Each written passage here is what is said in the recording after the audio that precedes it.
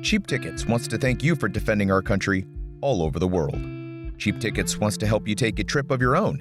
We believe the best trips in life are cheap. And as a proud supporter of the U.S. military, they want to offer you flights, hotels, car rentals, and even event tickets for less because you deserve it. Visit cheaptickets.com/military and take 18% off hotels.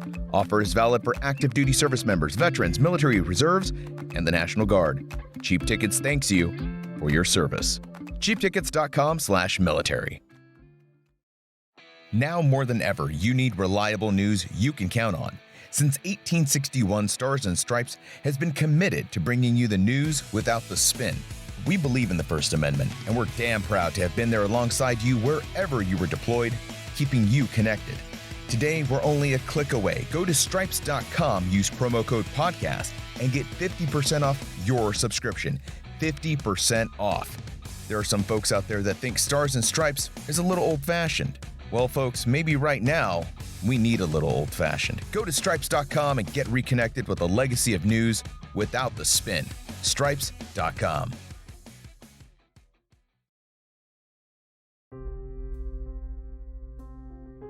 This is Military Matters. I'm Rod Rodriguez. Vanessa Guillén. She was a daughter, a sister, and a soldier.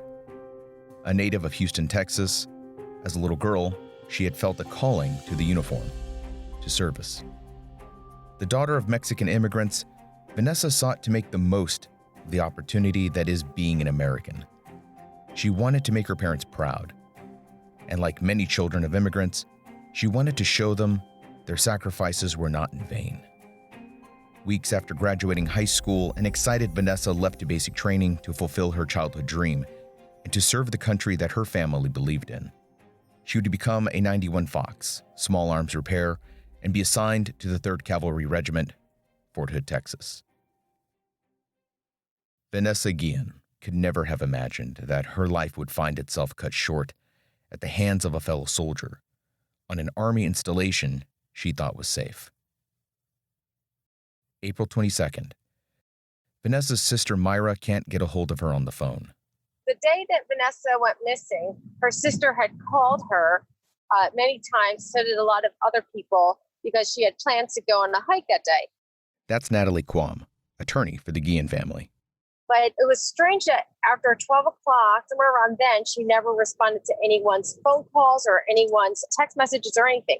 And they also noticed that their phone was going straight to voicemail, as was their text. Or like it was not being delivered, as you would see on your iPhone. So that was really concerning. Around 8 o'clock, after a few people called each other, her sister Myra said she called, and then she started speaking to other people. Hey, have you been able to reach Vanessa? Then she got a little suspect, and she said, how do I get in touch with the base to see where she is? Maybe they would know. It's unclear exactly who Myra contacts at Fort Hood, but she's told that she can drive there from Houston, a 3-hour drive, and that the person Myra had spoken to would stay up to greet her. When Myra arrives at Fort Hood sometime around 2 a.m., she's told that the individual she spoke to is asleep and to come back at 8 a.m. She comes back at 8 a.m., and of course, they go and they look to her room. She's not in her room. She said that she was greeted by 6 men. It was kind of intimidating. And she said that it just didn't feel right. Something didn't feel right. They went to the MP and they, did the missing person report. And she said that everyone seemed like surprised. Like they were surprised that she was missing. They didn't hear anything about it. So at this point, Myra is feeling like something's not right. But it was one of the 6 soldiers that met her to talk about Vanessa's disappearance that really made her uncomfortable. That soldier was Specialist Aaron Robinson. You see, Vanessa had told Myra about Robinson. She had told her and other family members that this individual had been harassing her. She was laughing about her sister being missing. In case that last part was a little hard to understand, Robinson was laughing about Vanessa missing. Attorney Natalie Khawam emphasized to me that not one of the 6 individuals who greeted Myra was anyone in Vanessa's leadership. Vanessa is now a missing person. Her family is scared and doing everything they can to find her. According to some reports, what they do find is her wallet and keys in her arms room. But Natalie Khawam describes a different scenario. They held her keys, and she told them she'd be right back. and never came back. And nobody thought about that. They were surprised when her sister comes in and says that she's looking for her sister and she's missing. They had her keys and her wallet. What happens next is baffling to many because it seems like an odd reaction from the Army to a missing soldier compared to a missing rifle. You see, when a sensitive item such as a rifle or a night vision goggle is missing, everything immediately gets locked down. Service members scour the area and no one goes home until the item is found. And that just didn't happen with Vanessa. The family didn't even know what was happening. They felt they were being ignored. The family started rallying outside the front gate at Fort Hood, trying to bring attention to Vanessa's disappearance. It wasn't until they sought help from an attorney that the family felt the Army was willing to talk more openly about the investigation. Whenever a soldier goes missing, I don't want to say it's a common occurrence. That's Rose Thayer. She's a reporter for Stars and Stripes who's been covering the Vanessa Guillén story from the very beginning. But it's the same as when adults in the real world go missing. You see a lot of amber alerts, you see a lot of silver alerts, but you don't see a lot of, hey, a 20 to 30-year-old person has gone missing. Adults can separate themselves from people if they want to. They can be missing. But in this instance, the military putting this out and then putting the reward on it, it was just different. I think that's really the only way to describe it. Because, there's also the parallel case of the missing soldier. His name is Gregory Waddell Morales. And I don't know if I'm saying Waddell correctly. He went missing a few months before her, and there wasn't the same release and efforts in the beginning in the same way, which is a shame because it seems that something might have happened to him as well, as his remains were also found in Killeen. The town just outside Fort Hood is called Killeen. Killeen is a pretty bad area. Killeen boasts a crime rate averaging somewhere around 77% higher than other U.S. cities. But to its credit, that rate has gone down over the years, but just one drive down Rancer Boulevard is enough to convince you of the toxicity that exists just outside the gate. Unfortunately, Killeen is where the remains of several soldiers have been found recently, such as those of Private Gregory Waddell and PFC Brandon Rosencrantz. The search for Specialist Guillén would involve hundreds of volunteers, 500 soldiers from the 3rd Cavalry Division, and hundreds of hours of flight time over search areas. On June 21st, approximately 60 days after Vanessa was reported missing, authorities found the burned remains of a tough box near the Leon River and indications that there had been a decomposing body. 9 days later, someone building a fence out past Belton, Texas, more than 20 miles out from Killeen, finds human remains that would later be identified as those of Specialist Vanessa Guillén. Later, the night that Vanessa's remains were found, the lead suspect in her disappearance, Specialist Aaron Robinson, commits suicide just outside the east gate of Fort Hood. He's found barefoot and armed with a handgun. His girlfriend, Cecily Aguilar, is arrested shortly thereafter and was recently charged with 1 charge of conspiracy to tamper with documents or proceedings and 2 charges of tampering with documents or proceedings. So that should be it, right? Open and shut. But it's far from simple. When we returned from the break, Natalie Khawam finally gets a meeting with the Fort Hood commanders and CID, but it doesn't go the way she thought it would. Also, we'll talk about the allegations that Vanessa Guillén was sexually harassed by Robinson and the Army's response when we return. Cheap Tickets wants to thank you for defending our country all over the world. Cheap Tickets wants to help you take a trip of your own. We believe the best trips in life are cheap. And as a proud supporter of the U.S. military, they want to offer you flights, hotels, car rentals, and even event tickets for less because you deserve it. Visit cheaptickets.com/military and take 18% off hotels. Offer is valid for active duty service members, veterans, military reserves, and the National Guard. Cheap Tickets thanks you for your service. cheaptickets.com/military. What are you guys going to give us? If you're not going to give us anything, I'm going to go above you and I'm going to go to the secretary's office if you're not going to give me what I need now. So I kind of felt like at this point, we needed to come up with a strategy where if they were not going to provide this family the information that they're asking, then we needed to make a lot of noise about it and make sure that this family gets what they need. That's Natalie Khawam.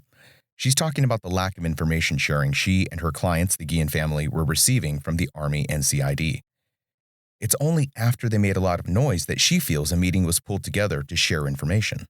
We got to a point where they said, we're going to have a meeting, and this was going to be, I think, June 22nd, a meeting on the base, and they invited the congresswoman, they invited the senator's offices, they invited, obviously, me, they invited the family, and they said, we want to meet with you, we want to give you all the information you're asking from us. We get to the base, and this probably 25 to 50 people were there. The general was there, the command was there, colonel was there, JAG was there, CID was there. So there was about 25 to 50 people in this meeting. You know, they started going through the timetable of when Vanessa was last seen, and just information that we were asking about, but they didn't give us any time. So, for example, they gave us a timeline, and it was they checked her in her barracks, and then there's 4 check-ins, I understand, in a day. There's a 5 a.m., there's a 9 a.m., there's a 3 p.m., and there's a 4 p.m. Well, I didn't see anything with a 9 a.m. I didn't see anything with a 3 or 4 o'clock p.m. And on that timeline, and they were saying, oh, well, we don't always check people in. It's like, what are you talking about? The check-ins are check-ins. I actually was shocked that they tried to play it like that. And I go, really? So that's how you run your command? Nobody follows the rules. It's like an anarchy. You can do whatever you want here. And then he goes, well, actually, she was checked in, but it was a false accounting of her. I was like, what? So now we have a frivolous accounting of a human being. Like, I started realizing there was more to this place than I was looking at. We should note that there are no transcripts of this meeting to our knowledge. What was said in that meeting is not publicly available information. What Natalie Khawam is describing, though, are daily check-ins. Since COVID began, formations have been discouraged, so soldiers sometimes are required to check in with their leadership through alternate means such as text messages and phone calls. What Khawam has described is a false report of accountability. The question is how that happened. Did her squad leader mistakenly account for everyone? Did someone report for her? We don't know. They didn't have any times on that timeline. So they would do the check-in, but they did not show the time that check-in. They would show us, or they would write, she went and filled her gas up in her car at this gas station on the base, but they wouldn't tell us what time she did that. So I asked them, why wouldn't you tell us what time she filled her gas up? Like, that's just a simple question. And they said, well, we don't want anyone destroying evidence or information. It's an open investigation. Well, that doesn't make sense. It's not like you could destroy an ATM purchase. There's no destroying evidence in this sense. So I don't know if they just didn't know the law or if they were just playing stupid to get around answering us. I got to a point where I felt like we were even more confused with the information and facts they gave us because none of it added up again. Khawam and the Guillén family were frustrated, to say the least, with the answers they were getting. So she decided to ask something more routine, like whether or not they had subpoenaed Sprint, Vanessa's mobile carrier, for her phone records. So I said to them, I said, did you subpoena Sprint? Because that was the phone that she used. And they wouldn't tell me whether she subpoenaed Sprint. I said, listen, I need to know this information because I need to know what I need to subpoena. If you didn't subpoena it, I'll subpoena Sprint and I'll give you what they give me. But if you already did that, I don't want to duplicate, your work either. But they wouldn't tell us. So I realized at this point, it's the missing person situation. They're supposed to be sharing this information. When people go missing, it's supposed to be everyone's all hands on deck. Everyone's supposed to be looking. But in this case, they didn't want to share information, which made me really concerned. No times, no information on what's being looked into, nothing.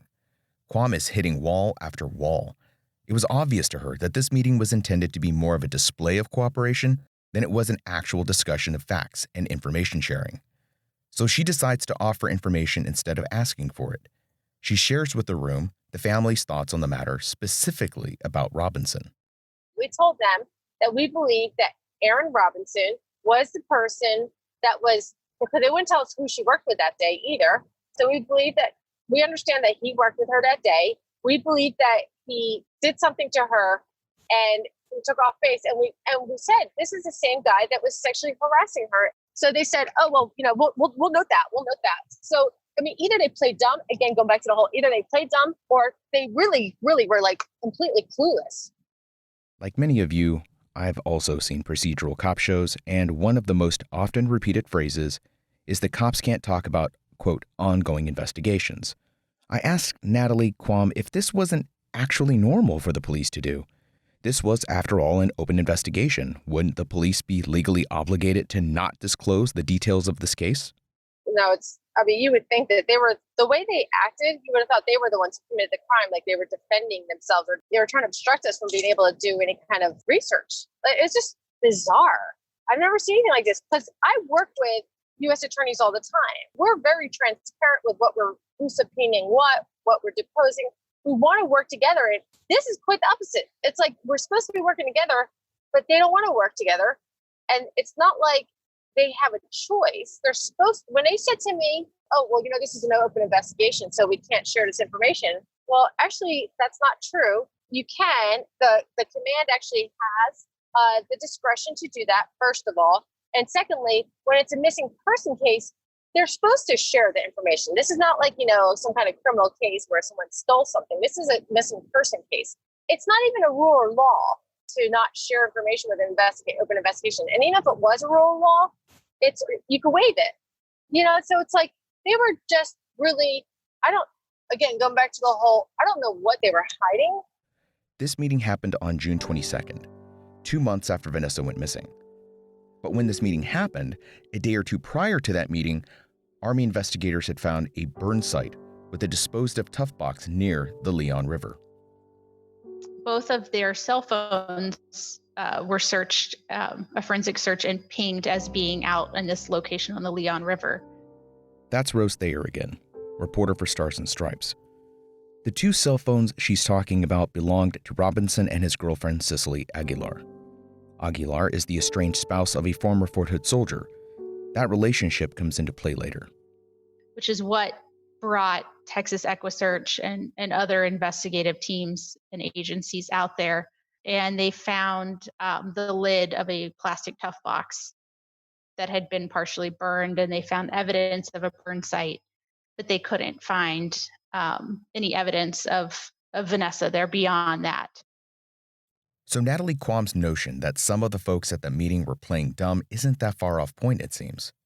One look at Vanessa's phone records, the same records they wouldn't tell the family lawyer whether they'd subpoenaed or not, would show that Robinson was not only the last person to see her alive, but that he was also the last person she had communicated with.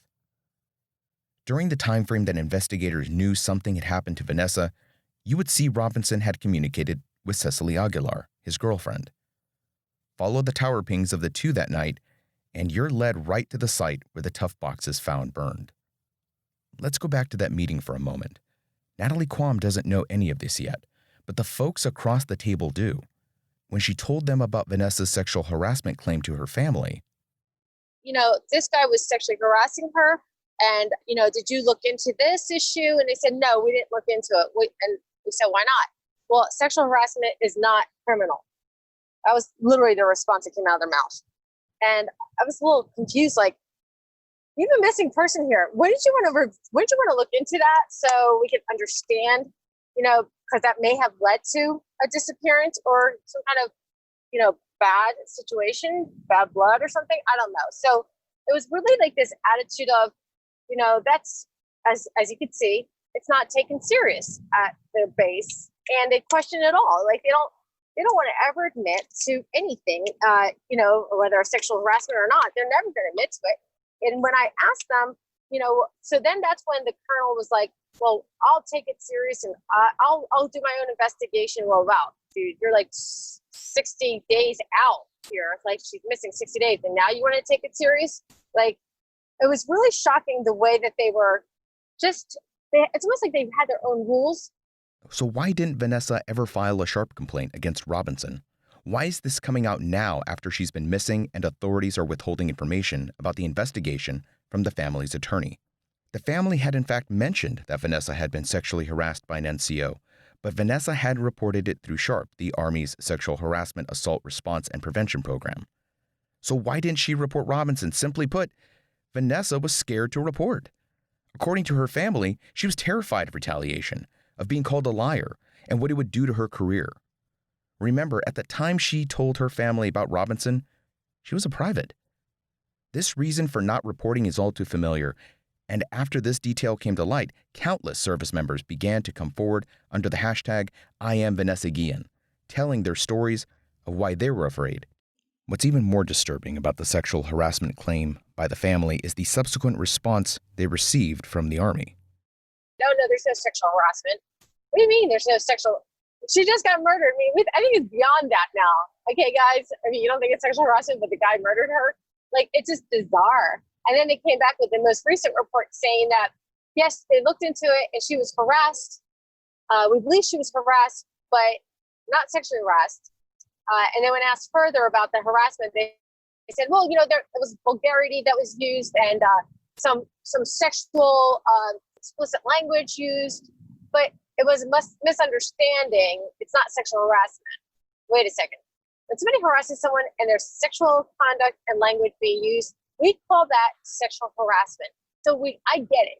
That base, that command, or maybe the system at home is just broken. When we come back, what happened the day Vanessa was killed? When we return.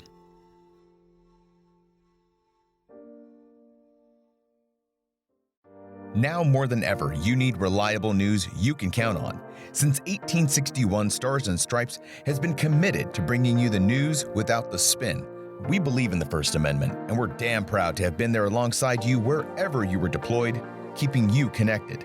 Today, we're only a click away. Go to stripes.com, use promo code podcast, and get 50% off your subscription. 50% off. There are some folks out there that think Stars and Stripes is a little old-fashioned. Well, folks, maybe right now, we need a little old-fashioned. Go to stripes.com and get reconnected with a legacy of news without the spin. Stripes.com. Stars and Stripes reporter Rose Thayer has been covering the Vanessa Guillén story since it first started making headlines. I asked her to help walk me through the day Vanessa went missing. We know that she was called into work on her day off. It's not clear who called her in exactly. So based on the federal court records again, the last text messages that Vanessa sent were to him. Rose is referring to Robinson. So in her job as a small arms repairer in the forward support company, the way I understand her job would have worked is other arms rooms within her squadron and other companies could put in a request for her to come work on weapons in their unit because she would be more specialized than the people they may have working. So on the day she went missing, she had been working in her arms room with the forward support company, Troop A, which is where Specialist Robinson worked. She needed to go over there to read serial numbers, look at equipment, something like that. So she went over there and she left all of her personal items in her arms room and went to that other room. Like we said earlier, attorney Natalie Khawam offers a different scenario to this, but let's continue. And so they knew he was the last person that she had spoken to. They knew he was the last person to have seen her. He told investigators 2 days after she went missing, 2 or 3 days, we talked and she went to the motor pool, but the motor pool never saw her. Witnesses there said she never arrived. They're waiting for the paperwork that she would have brought to them. So yes, they knew Specialist Robinson was the last person at work to see her. On May 18th, there was an interview with witnesses who said they saw Robinson moving a tough box that looked heavy from the arms room to his vehicle late at night. And so on May 19th is when they searched his phone records. May 19th is when they finally searched his phone records, almost a month after Vanessa was reported missing. But let's go back to the arms room. According to accounts from Aguilar, Robinson attacks Vanessa in his arms room shortly after Vanessa arrives. She gets murdered in the armory room. No one sees anything. No one hears anything. By the way, we're talking about 43 minutes best. 43 minutes. Could have been less time, which is impossible, but 43 minutes, I'm just giving her the maximum amount of time that this could have happened. He kills her. He puts her in a Pelican case, cleans up the room, and then he rolls her body out. All of this is in 43 minutes, and then locks it. That's the reason why we know this is because when he put the code in, the code shows that 11:13, he put the code in. So her body was already out, by the way, in the hallway. No one saw her body in the hallway, bloody. I'm not getting this. And ready for this? So he supposedly cleans up this whole room. But I said, but there's no cleaning supplies in that place. I didn't see any. And they said, well, of course not. He would have had to go to the supply room, which is down a few buildings down. So I'm like, wait a second. So you're going to tell me he kills her, goes to a supply room, checks out supplies, comes back, all of this in 43 minutes? Does it put? No way, Jose. Something is rude. He just leaves a bloody mess in the room. I mean, do you understand what I'm saying? Like, this is not adding up. It makes no sense to me. There has to be some accomplice or some help or some assistance or some covering up. Natalie Khawam takes issue with another critical aspect concerning that arms room and the investigation. Why it took them 72 days after confession of the murder to Blue Star the room. Khawam is referring to Blue Star, a latent blood detection tool that illuminates bloodstains under UV light. It can make bloodstains down to 1/10,000th dilutions visible to the naked eye. That means minute traces or droplets that have been washed off with or without detergent become visible. And they said it lit up. The whole room lit up. There was blood all over the room. So can you explain to me how nobody would have just even thought about, since they knew about it the whole time, that she was the last place she was in the arms room? Why would they not have Blue Starred it earlier? And then how did he clean it all up? She's murdered and the room is cleaned up and her body's removed and he locks the door all within 43 minutes. Is that possible? So I asked, how is that possible? Like, to murder someone, like, you take a hammer to the head, you know, there was blood all over the room. That means there definitely was a fight and, you know, she was, whatever happened. Not sure I don't even like think about it, but that definitely wouldn't have been easy to kill her with a hammer. And you definitely would have heard screaming. And you definitely, and by the way, this is the glass. I like when we went through it, it's glass, right? Window or whatever. So like you can kind of see things happening in that room. It's all window, that room. So no one saw. So no one heard or saw anything according to investigators so far. Aguilar insists that she was not present during Vanessa's attack. She does, however, provide a motive she heard from Robinson. Aguilar told investigators that Vanessa Guillén had seen a picture of her on Robinson's cell phone and that she wanted to report him for adultery because Vanessa knew Aguilar to be the wife of a former Fort Hood soldier. So that's a theory that CID has given the attorney of the Guillén family. So of course, when the family hears this, they're like, that's not Vanessa. Why would she ever say, why would she even care? How would she even know Aguilar to even know she's married? So the story doesn't stick. What we believe is that he must have said this to Aguilar because what we believe is that he was probably hitting on Vanessa again or doing something to Vanessa again. But of course, if he's killed Vanessa and he needs help disposing of her body, he's not going to call his girlfriend Cicely and say, hey, honey, I just sexually harassed Vanessa again and she rejected me and I murdered her. Can you help me get rid of her body? No. But she would be like, what are you talking about? You're sexually harassing. What he did is he used a very self-serving statement by saying, she saw a picture of you and said she was going to report us and I did this for you. And that's what she tells the police. Of course, that's hearsay on hearsay. So, and it just doesn't stick because it's not Vanessa's personality to do that. And why would she even care? They weren't even in a relationship or friendship or anything like that. So that's why the story doesn't stick. It's at this point that a witness sees Robinson move a heavy tough box into his truck from the arms room, which that alone should have sounded some alarms. But nevertheless, he's seen moving the tough box, which finds its way to the location near the river investigators would later find. Just a day later, Robinson would be one of the 6 soldiers that greets Vanessa's sister Myra when she arrives at Fort Hood looking for her sister. Now, this is the part of the story that gets even more difficult to follow.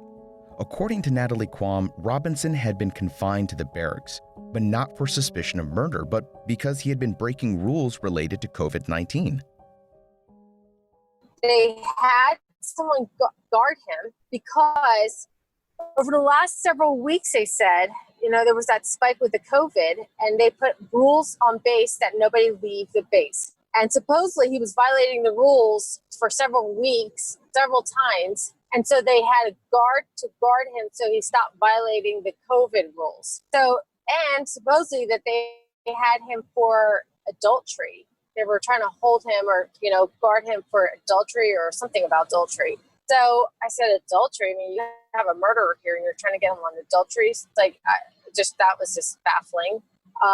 And so, and even with that, and then he was supposedly on suicide watch, and that's why he was on foot. He didn't have any shoes on. Robinson would later leave a little after midnight after Vanessa's remains were found. He would leave on foot brandishing a firearm, and when confronted by police, would commit suicide. But if the soldier is suspected of murder, why wasn't he arrested or detained? Why only confined to the barracks?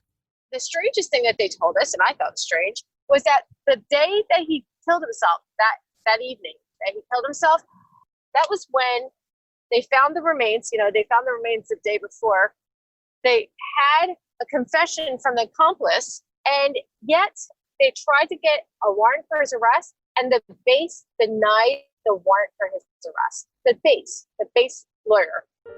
When we come back, new legislation is being introduced in honor of Vanessa Guillén that could change the way sexual harassment would be handled in the military. And what's next in this case? When we return.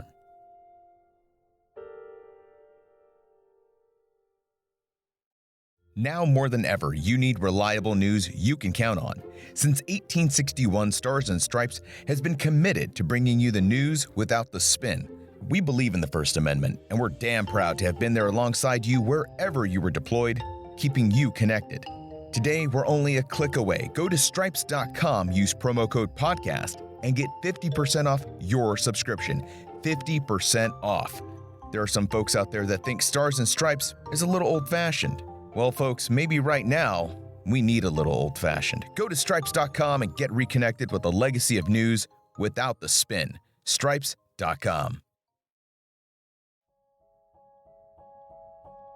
The Defense Department's annual report on sexual assault in the military said there were 7,825 cases of sexual assault reported in the fiscal year 2019, up 3% from 6,326 reported in 2018. Every branch had an increase in reports except the Marine Corps, which was down 6%. Now, it's important to remember that an increase in reporting doesn't mean that there are more incidents. It simply means that they're being reported more often. What is alarming is the continued reluctance by service members to provide unrestricted reporting. Those are the kind of reports that allow investigations and legal proceedings. One of the major criticisms of the system currently in place is that the current standard within the military is that sexual harassment and assaults are investigated by the military. We need military reform. We need legislative reform. There should not be a person on that base that is worried about reporting something. I don't care if it's discrimination, if it's retaliation, if it's sexual harassment, sexual assault. They need to change the order there. Doesn't work. It hasn't worked. Why do you think if you go to hashtag I'm Vanessa Guillén, you see all these stories of all these soldiers that come out and tell their story about what happened after they reported, or when they reported it, they were blackballed, they were isolated, they were, told their horror. I read these stories and it makes me want to vomit. It makes me so ill to think that these women and men who went in to go and serve our country come out so broken, and not broken by some bullet, but broken by the system, by the retaliation. As for Fort Hood? So I can tell you the Army still has some investigations or some inspections, as they're calling it, that they're doing on their own. The Fort Hood commander has asked for Forces Command to send their inspector general down to inspect the SHARP program at Fort Hood, the Sexual Harassment and Assault Response and Prevention Program. And so it was a team of 7 people came down to Fort Hood from Fort Bragg. They spent 4 days leading up to a holiday weekend inspecting the program. So we don't know when their findings will be put out, but that is ongoing. And we're told by the Fort Hood base commander that that criminal investigation includes looking into the chain of command in the 3rd Cavalry Regiment to understand what could have gone wrong. So what now? Robinson is dead. Aguilar is facing a maximum of 20 years, and there's no bringing Vanessa back. Where do we go from here? Rose Thayer. Senator Kirsten Gillibrand and Representative Jackie Speer sent a very detailed list of questions to the DoD Inspector General that they want reviewed, and 87 members of the House agreed with that. Both parties. It's a lot of a lot of people agreeing in Congress. So I think next steps could be a congressional inquiry, the DoD Inspector General looking further into how the investigation and the search was handled. And then you've also got a push from female veterans who are outside of the military now, but are sharing their own stories. And they really see how they could have been Vanessa Guillén. And they're taking this very personal, and they're taking action. There's a petition, a letter. It's a grassroots movement, and it's got about 2,500 signatures now. It's a letter calling for several changes to be made. And I think it could gain traction. We'll see where it goes. July 30th, is when we're going to have our march at 9 a.m. I'm going to be introducing our legislation, the hashtag I am Vanessa Guillén. We're going to have some congressmen and senators speak. And then we are, and obviously Vanessa's family, say a few words. And we will be marching from the Capitol Dome after this press conference at about 10 a.m. We'll go from the Capitol to the White House. And it's going to be a peaceful protest to support the bill and, military reform and obviously justice for Vanessa. We reached out to Fort Hood Public Affairs. We received no reply. Vanessa Guillén was 20 years old. My son is 20 years old. He's also a service member. There are a lot of differences between my son and Vanessa. I've never had to talk to my son about being sexually harassed, much less sexually assaulted. I'm aware that it happens to men too, but not often enough for me to worry about it. But I know that's a conversation that happens all too often among women. As a military parent, I do reflect on the possibility my son may not come home from a deployment. But the death of Vanessa Guillén gave me pause to consider getting the news he didn't come home from garrison. This is by far one of the hardest stories I've ever tried to tell. It's fraught with emotion, complex timelines, and fallible humans, all entangled in a bureaucracy layered in secrecy and military regulations. Vanessa Guillén. She was a daughter, a sister, and a soldier.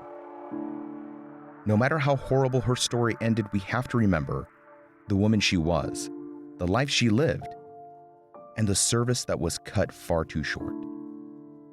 Vanessa can't speak for herself anymore. She can't tell her story in her own words. It's up to us to carry her story, to make the changes that will keep our sons and daughters in uniform safe. We are all Vanessa Guillén.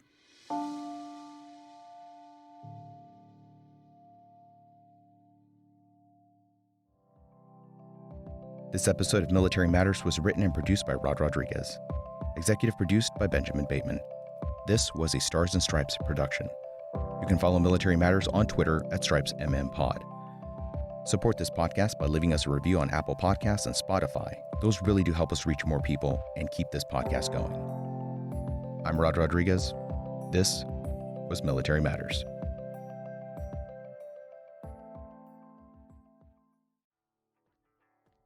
Before you plan your next trip, make sure you check out Cheap Tickets. If you go to cheaptickets.com/military, you're going to save 18% off your hotel reservation. That's 18% off. That's Cheap Tickets' way of saying thank you for your service. Go to cheaptickets.com/military, take 18% off your hotel reservation. Offer is valid for active duty service members, veterans, military reserves, and the National Guard.